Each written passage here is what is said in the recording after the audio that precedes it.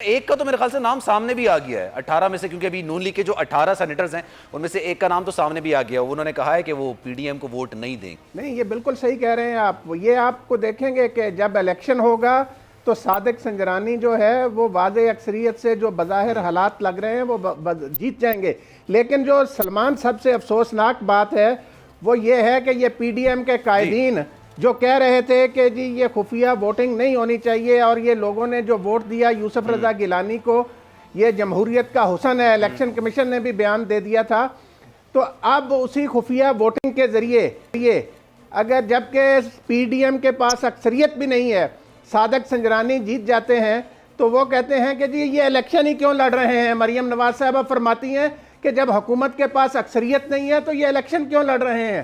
بھئی آپ کے پاس بھی اکثریت نہیں ہے، لیکن آپ نے یوسف رضا گیلانی کو تو کھڑا کر دیا تھا.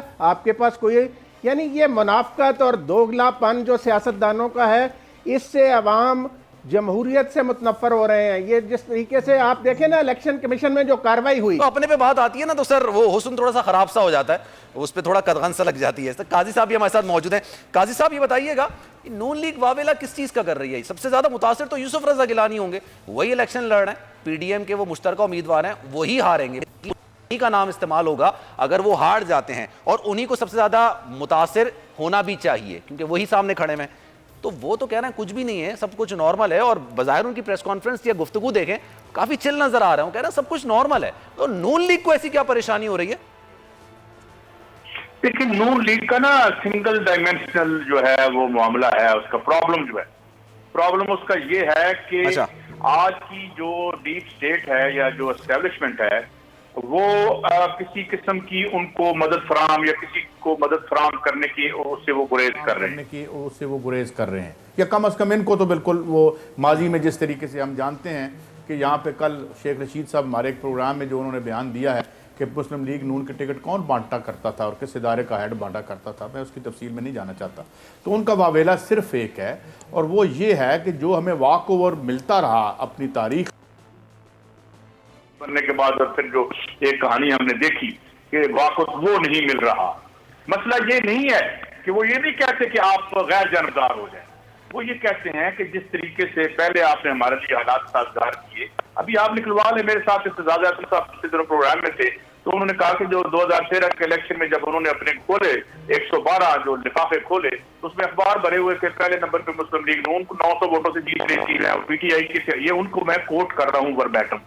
آج جو ہمارا دوست ہے چودھری غلام عباس غالباً N74 سے ہے، اس کے بارے میں ہمارے جو اینکر عمران خان صاحب نے اس کی تفصیل بتائی ہے.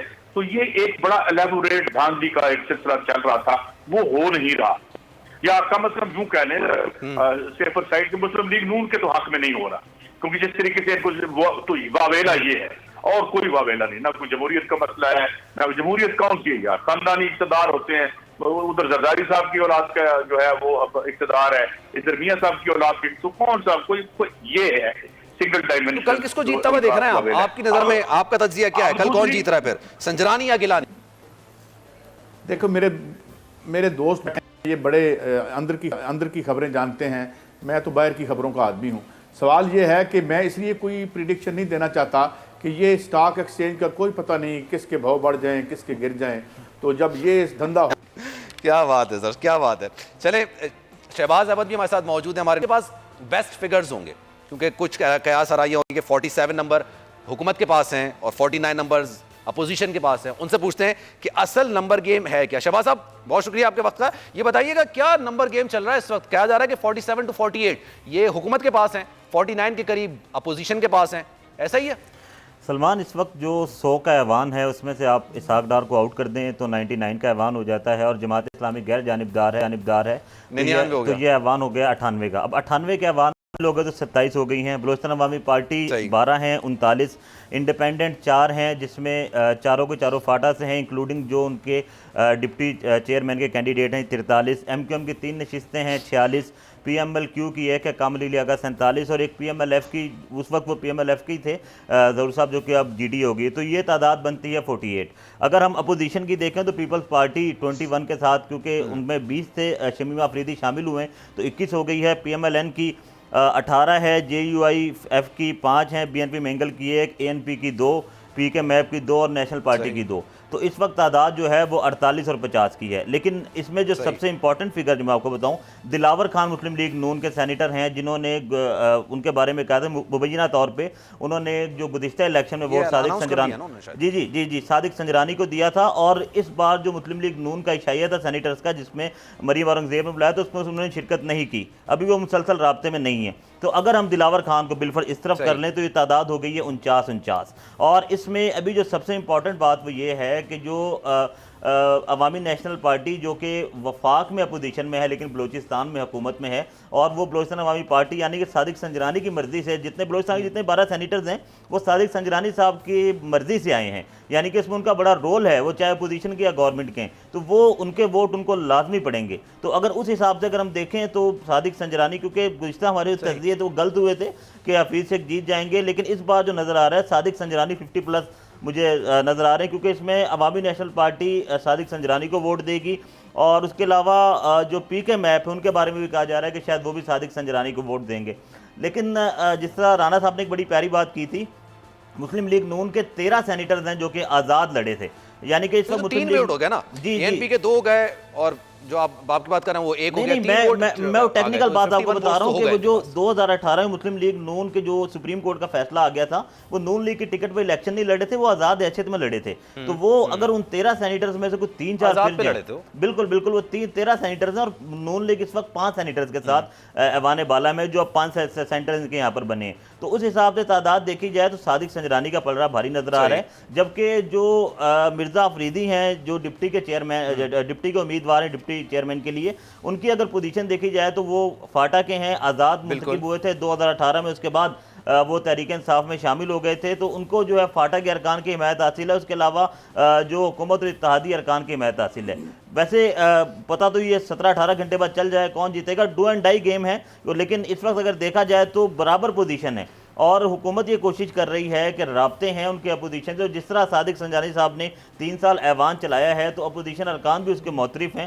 ایک طرف تو صادق سنجرانی ہیں, آپ دیکھیں جن کو 2 مرتبہ. اچھا, ڈونٹ یو تھنک سو, پھر میں سمیع صاحب کی طرف جاؤں گا, متحدہ قومی موومنٹ کے جو 3 ووٹ ہیں اس کو ہم تھوڑا انڈر ایسٹیمیٹ کر رہے ہیں. انہوں نے ابھی میں بیانات بھی دیکھ رہا تھا, فیصل زرداری نے کہا تھا کہ ہم نے ڈپٹی چیئرمین شپ مانگی تھی, لیکن پھر انہوں نے کہا کہ ہم نے تھوڑا سی اتنی زور دے کے تو نہیں مانگی تھی. لیکن ان کے نہ پیپلز پارٹی سے تعلقات اچھے ہیں نہ حکومت سے اتنے خاص ہیں. وہ کہتے تو ہے کہ ہم حکومت میں ہیں, پھر جب اعتماد کا ووٹ لیا تھا اس وقت بھی جو گفتگو کی گئی تھی اس وقت بھی انہوں نے کافی شکوے شکایت کیے تھے. آپ کو لگتا ہے یہ 3 ووٹ حکومت کے پاس ہی جائیں گے؟